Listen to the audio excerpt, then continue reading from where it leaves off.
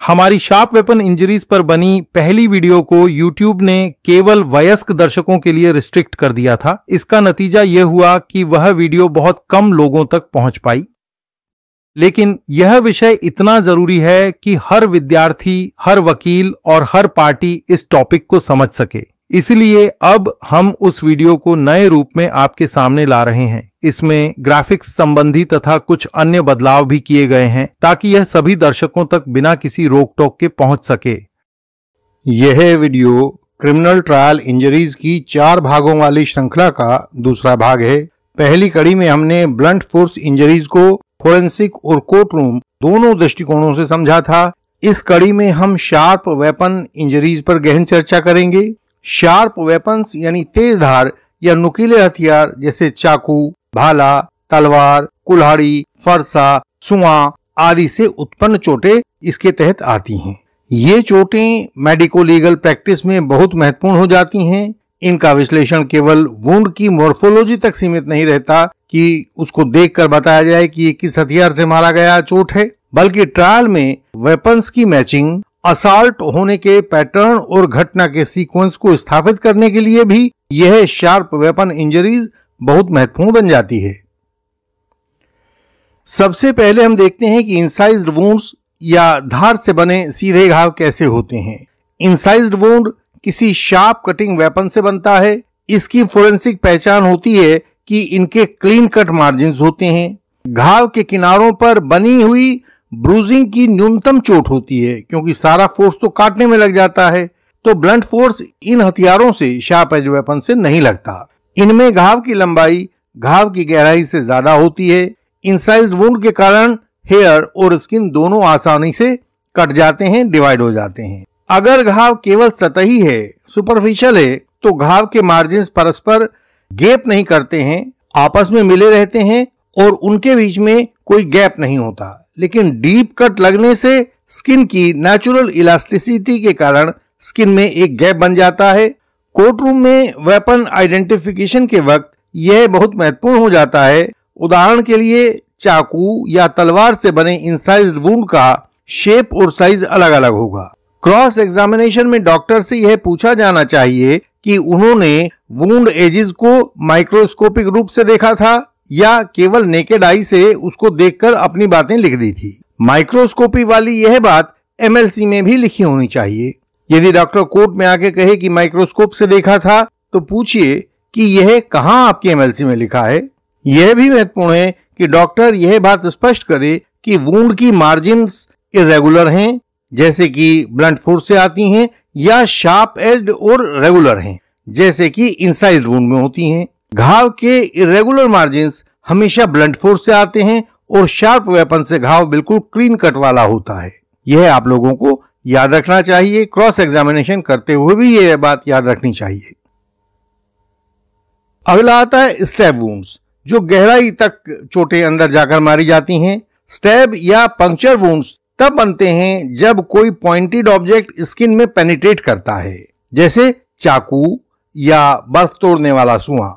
Forensic hallmark यह है कि इस तरह के वुंड की गहराई उसकी लंबाई से ज्यादा होती है। घाव की शेप इस्तेमाल किए गए वेपन के क्रॉस सेक्शन पर निर्भर करती है। डबल एज्ड वेपन शरीर में इलिप्टिकल वुंड बनाता है, इलिप्स के आकार का, जबकि सिंगल एज वेपन एक तरफ शार्प और दूसरी तरफ से ब्लंट एंगल उस चोट में दे देता है। एंट्री वुंड के आसपास एब्रेजन कॉलर भी हो सकता है। कोर्ट में स्टैब वुंड की यह महत्ता होती है कि स्टैब वुंड, छुराया घोंपने जैसी चोट की शेप, साइज और नेचर देखकर डॉक्टर यह अनुमान लगा सकता है कि यह किस तरह का हथियार इस्तेमाल हुआ होगा जिससे यह चोट आई है।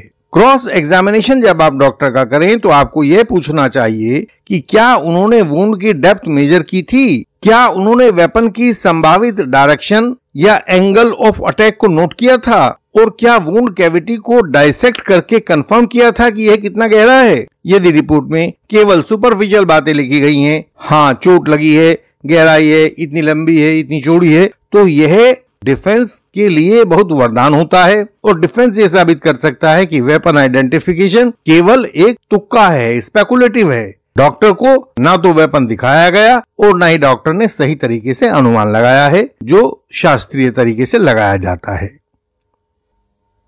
तेज धार वाले हथियारों से चॉप वुंड्स भी बनाए जाते हैं। चॉप वुंड्स जो भारी धारदार हथियारों के घाव होते हैं, जैसे कुल्हाड़ी, फरसा, गंडासा, इन जैसे शार्प वेपन से ये घाव बन जाते हैं और इनकी फोरेंसिक पहचान होती है कि इनमें deep cut with bone involvement तथा शार्प मार्जिन्स तो पाए ही जाते हैं, लेकिन साथ में क्रशिंग कंपोनेंट भी चोटों में पाया जाता है। चॉप वुंड में अंडरलाइंग बोन फ्रैक्चर्ड या चिप्ड हो सकती है। चिप होने का मतलब है कि चोट मारते समय हड्डी का एक छोटा सा टुकड़ा निकलकर वह वहां से गायब हो जाए, बाहर शरीर के निकल जाए या शरीर में ही कहीं अटक जाए। कभी कभी हड्डी पूरी तरह नहीं टूटती, बल्कि उसका एक हिस्सा कट जाता है या उखड़ जाता है। इसे फोरेंसिक भाषा में बोन चिपिंग कहते हैं। गंडासे से हाथ पर वार किया तो हाथ की उल्ना बोन का पूरा टुकड़ा ही कटकर अलग हो गया। यह बोन चिपिंग का एक उदाहरण है। कोर्ट रूम में इसका यह मतलब है कि प्रोसिक्यूशन को यह एस्टैब्लिश करना होता है कि इस्तेमाल शुदा वेपन भारी था या हल्का था, धारदार था या ब्लंट हो चुका था या धार उसकी भोथरी थी। जब आप इस डॉक्टर से क्रॉस एग्जामिनेशन करें तो यह पूछा जा सकता है कि क्या वुंड में क्रशिंग एलिमेंट है, क्या बोन फ्रैक्चर साफ साफ है, या क्या उन्होंने वेपन की वेट और शार्पनेस को ध्यान में रखकर यह एमएलसी बनाई है, यानी कि चोट और मारने वाले कथित हथियार का आपस में संबंध आपको डॉक्टर के मुंह से निकलवाना चाहिए। चोटों के बारे में एक अगला एस्पेक्ट होता है फ्रेश और ओल्ड इंजरीज। शार्प इंजरीज की एज का अनुमान वुंड मार्जिन्स और हीलिंग चेंजेस से किया जाता है। Fresh incised wound bright red होता है, क्लीन होता है, एजेस उसके सोलन नहीं होते, उसमें सूजन नहीं आई होती, लेकिन 6 से 12 घंटे में उसके मार्जिन सूज जाते हैं और उनमें लालिमा आ जाती है। इसे स्वेलिंग और इन्फ्लेमेशन कहते हैं। 24 घंटे में स्कैब फॉर्मेशन शुरू हो जाता है। स्टैब वुंड की फ्रेश इंजरी में एक्टिव ब्लीडिंग होती रहती है। 6 से 12 घंटे में क्लॉटिंग बननी शुरू हो जाती है और वो ऊपर दिखाई भी देने लगती है। चॉप वुंड्स की फ्रेश इंजरी में बोन एंड्स शार्प रहते हैं, जहां से वो चोट लगी है, कटी है बोन, वो बिल्कुल शार्प रहते हैं, जबकि ओल्ड इंजरी में हीलिंग होने के साथ साथ ही कैलस फॉर्मेशन दिखने लगता है। कैलस आप सामने स्क्रीन पर देख सकते हैं। कोर्ट रूम में डॉक्टर से यह पूछा जाना चाहिए कि इंजरी की टाइमिंग उन्होंने किस फोरेंसिक मार्कर के आधार पर बताई है। अगर उन्होंने हीलिंग चेंजेस का वर्णन अपनी एमएलसी में नहीं किया है तो इंजरी की एज का अनुमान बहुत डाउटफुल माना जाएगा। इससे पूरा प्रोसिक्यूशन केस खतरे में पड़ सकता है। हर चोट के बारे में यह बहुत महत्वपूर्ण होता है कि वह एक्सीडेंट से बनी थी या असॉल्ट से बनी थी। तो शार्प वेपन के बारे में इस पर क्या कहा जा सकता है यह हम आगे देखते हैं। एक्सीडेंट और असॉल्ट में शार्प वेपन इंजरीज का पैटर्न अलग अलग होता है।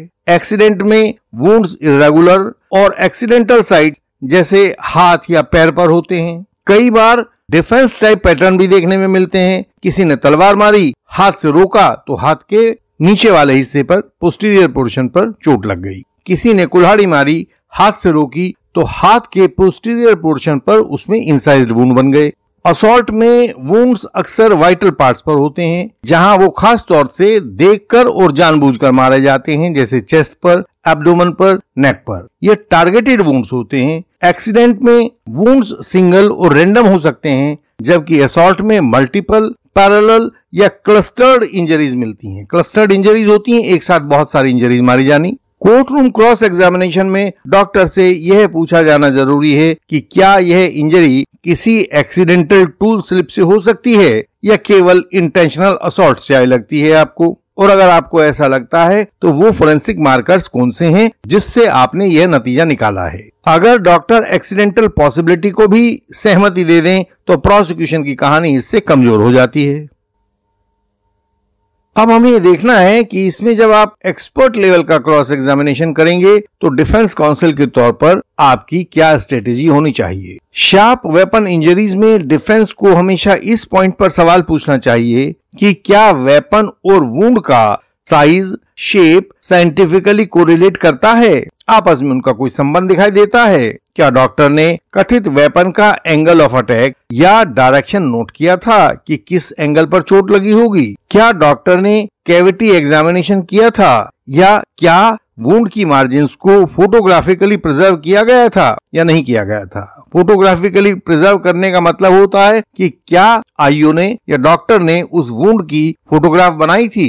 क्या डॉक्टर ने इस संभावना पर कुछ बताया है या डॉक्टर से पूछा गया है कि यह वाला इंसाइज्ड वुंड किसी एक्सीडेंटल फॉल से भी बन सकता है या नहीं बन सकता है? स्टैब वुंड में डेप्थ ऑफ पेनिट्रेशन कैसे मापी गई थी? यह अप्रोक्सीमेट डॉक्टर ने मापी थी या एग्जैक्ट मापी? डॉक्टर से पूछें कि बताइए आपने इसको कैसे मापा था और अपनी एमएलसी में इसको कहां किस तरह से लिखा था? चॉप वुंड में भी यदि क्रशिंग एलिमेंट नहीं मिलता है तो यह सवाल होता है क्या यह घाव कुल्हाड़ी से बना हुआ है या किसी और वेपन से बना हुआ है, क्योंकि कुल्हाड़ी जैसे जिनमें धार बहुत तेज नहीं होती उनमें इंसाइज्ड वुंड के साथ साथ एक ब्लंट फोर्स भी घायल के ऊपर दिखाई देता है। ऐसे प्रश्न प्रोसिक्यूशन की मेडिकल एविडेंस की रिलायबिलिटी पर गंभीर सवाल खड़े कर सकते हैं और पूरा का पूरा प्रोसिक्यूशन इससे संदेह के घेरे में आ जाता है।